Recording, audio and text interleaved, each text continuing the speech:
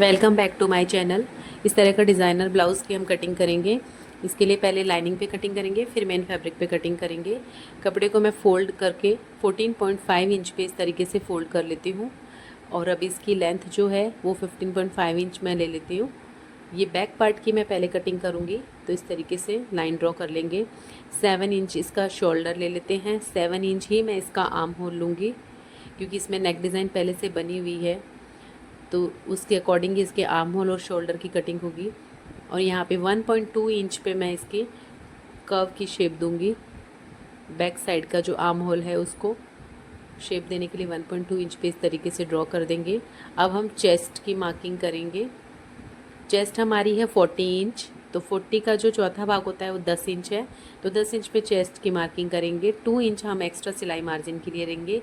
Same इसी तरीके से 8.5 इंच पे हम वेस्ट की मार्किंग करेंगे, 1 इंच बैक टक्स के लिए और 2 इंच सिलाई मार्जिन के लिए, और इस तरीके से निशान लगा के इसको अब हम इसमें बैक टक्स का निशान लगाएंगे। 4.5 इंच पे हम बैक टक्स देंगे। बैक टक्स की लेंथ भी 4.5 इंच ही रहेगी और हाफ इंच दोनों तरफ से इस तरह से लेके बैक टक्स को ड्रॉ कर देंगे। और अब हम इसके बैक पार्ट की कटिंग कर लेते हैं। बैक पार्ट की कटिंग होने के बाद हम इसी बैक पार्ट को फ्रंट पार्ट के ऊपर रखेंगे और फ्रंट पार्ट की कटिंग करेंगे। उसके पहले मैं हाफ इंच जो है इस तरीके से एक्स्ट्रा ले लेती हूँ हुक और काज की पट्टी के लिए। ये याद रखना है आपको। फ्रंट पार्ट में हुक काज की पट्टी के लिए हाफ इंच एक्स्ट्रा लिया है, ऊपर वाले पार्ट से एकदम बराबर मिला के इसको रखा है। नीचे की तरफ 1 इंच एक्स्ट्रा लिया है। प्रिंसेस कट में 1 इंच एक्स्ट्रा लेना होता है क्योंकि जब हम जॉइंट करते हैं तो 1 इंच की शॉर्ट पड़ता है। तो इस तरीके से हम सेम टू सेम मार्किंग कर लेंगे। 1 इंच एक्स्ट्रा ले लेंगे ऊपर से और 2.5 इंच ले लेंगे नीचे से, और इसको हम इस तरीके से मिला देंगे। अब हम इसमें प्रिंसेस कट की मार्किंग करेंगे। 3.5 इंच पे हम ये करेंगे, 11.2 इंच पर हम लेंथ ले लेते हैं, 4 इंच पर हम यहाँ से ले लेंगे और इस तरीके से एक तिरछी लाइन ड्रॉ करेंगे।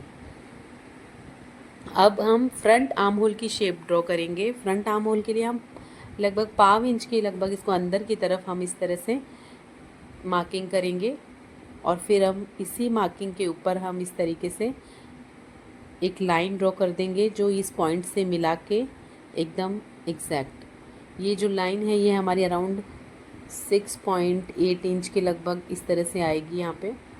और इस तरह से अब हम 2.5 इंच पे टक्स ले लेते हैं, 2 इंच लेंथ ले लेते हैं और इस तरह से प्रिंसेस की शेप दे देते हैं।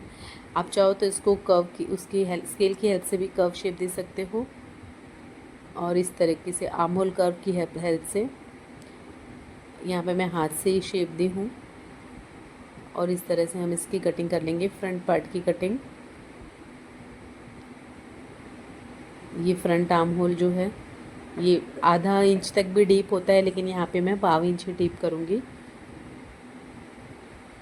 और ये होगी कटिंग। ये हमारा फ्रंट पार्ट है, ये साइड के पार्ट से। अब हम इसको मेन फैब्रिक पे रख के कटिंग करेंगे।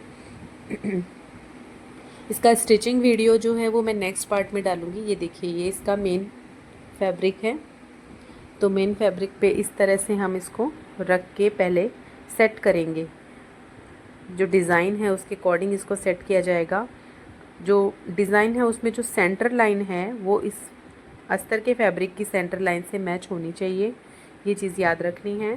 साइड का जो पार्ट्स है उनमें थोड़ा एडजस्टमेंट हो जाता है, लेकिन जो नेक डिज़ाइन है वो हमें एज इट इज़ ही बनानी होगी। तो इस तरीके से पहले हम मिडिल पार्ट को कट कर लेंगे और इसको हम कट करके निकाल लेंगे। उसके बाद इसके साइड्स के जो दोनों पार्ट्स हैं उनको हम कट करेंगे। अब हम इसके साइड के पार्ट्स को रख के और उनको एज इट इज़ कट कर लेंगे इस तरीके से।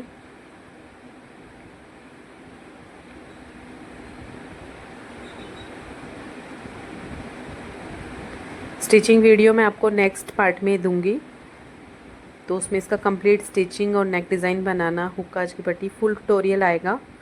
तो आप अभी फ़िलहाल इसकी कटिंग का वीडियो देखिए। बिगिनर्स भी आराम से बना सकते हैं।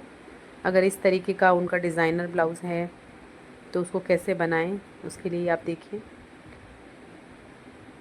पहले हम सेंटर लाइन बैक साइड में मार्क करेंगे, बिल्कुल ऐसे मिला के रख के बीच की जो लाइन है उसमें ऐसे लाइन बना देंगे ऐसे।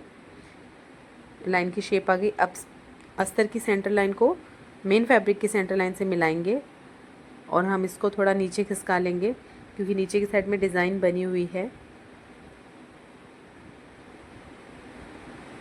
और अब हम इसको पिनअप करेंगे। पिनअप करने से कपड़ा खिसकता नहीं है इधर उधर और काफ़ी अच्छे से कटिंग हो जाती है। ये देखिए इस तरीके से इसकी कटिंग हो गई। तो ये इसका बैक पार्ट है। बैक पार्ट में नेक बहुत छोटा दे रखा है, इसमें बोट नेक की स्टाइल है और फ्रंट में जो है वो वी नेक है। ये देखिए इस तरह से बोट नेक के जैसा शेप है। 3.5 इंच के लगभग इसका चौड़ाई है फोल्डेड में। तो टोटल इसका 7 इंच का जो नेक है चौड़ा है। इस तरीके से बैक पार्ट जो है देखिए हम इस तरह से स्टिच करेंगे। बैक पार्ट पे ऐसे ही रख के हमें स्टिच करना है। मेन फैब्रिक को फ्रंट में ऐसे रखना है, उसके ऊपर ऐसे अस्तर का कपड़ा रखना है। इसी तरह से हम इसमें भी पहले हम सेंट्रल जो लाइन एकदम बीच से इसको कट कर देंगे।